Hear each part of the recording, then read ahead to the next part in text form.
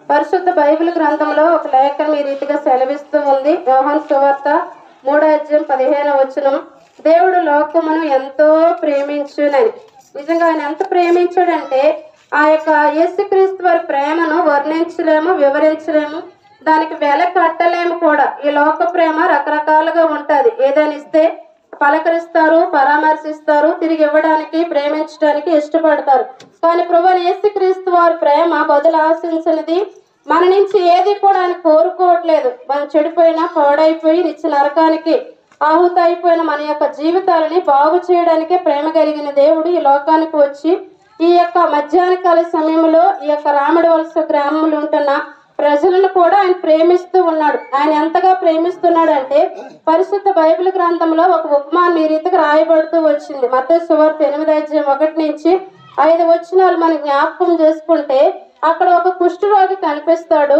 ఆ కుష్ఠరోగి పరిస్థితి ఏంటంటే తనకున్న ఆ యొక్క రోగాన్ని బట్టి కుష్ఠరోగం చాలా భయంకరమైన అంటురోగం. ఒకప్పుడు ఆ యొక్క కుష్ఠరోగం వస్తే ఇంట్లో కానీ ఊరిలో కానీ ఉంచేవాళ్ళు కాదు. ఎందుకంటే తన యొక్క రోగం మిగతా వారికి కూడా అంటుతుందేమన్న భయంతో చాలా వ్యక్తిని దూరంగా ఉంచేవాళ్ళు. ఎట్లాగుంటదంటే అన్ని ఉన్నప్పటికీ కూడా ఏమీ లేని వారుగా ఉండాలి అనేది చాలా కష్టమైన పరిస్థితి. అది తనకున్న ఆ యొక్క కుష్ఠరోగము తన కన్నవారున్నా, కట్టుకున్న వారున్నా, మరి తన కుటుంబస్తులున్నా, సమస్తము ఉన్నప్పటికీ కూడా ఆ రోగం ఏం చేసిందంటే వాటన్నిటికీ దూరం చేసింది ఆ వ్యక్తిని.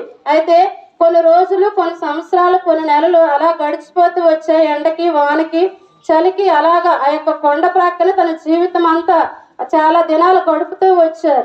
ఒక రోజు ఈ రీతిగానే ఈ యొక్క మధ్యాహ్న కాల సమయంలో ఈ యొక్క రాముడి వలస గ్రామంలోకి ఎలాగైతే ఆయా గ్రామాల నుంచి ఈ యొక్క పరిశుద్ధమైన పాటలు, మాటలు, పత్రికలు తీసుకొని ఈ మధ్యకి ఎలాగైతే వచ్చామో ప్రభువైన యేసుక్రీస్తు వారు కూడా ఆ ప్రాంతం గుండా వెళ్తూ ఉన్నప్పుడు ఆ యొక్క కుష్ఠరోగి వేడుకుంటూ వచ్చినాడు. ప్రభువా, నాకున్న కుష్ఠరోగము, నాకున్న రోగాన్ని బట్టి నా వారు ఎవ్వరూ కూడా నా దగ్గరికి రావట్లేదు, నన్ను పిలవట్లేదు, నన్ను పలకరించట్లేదు, మంచి అడగట్లేదు, చెడ్డ అడగట్లేదు, అసలు తిన్నావు ఉన్నామని కూడా అడిగేవాళ్ళు లేరు, ఏమి కూడా నాకు తీసుకురావట్లేదు. ఒకవేళ నీకు ఇష్టమైతే నాకున్న రోగాన్ని బాగు చేయవా ప్రభు అని అన్నప్పుడు యేసుక్రీస్తు ప్రభువారు కరుణ కలిగిన దేవుడు, ప్రేమ కలిగిన దేవుడు.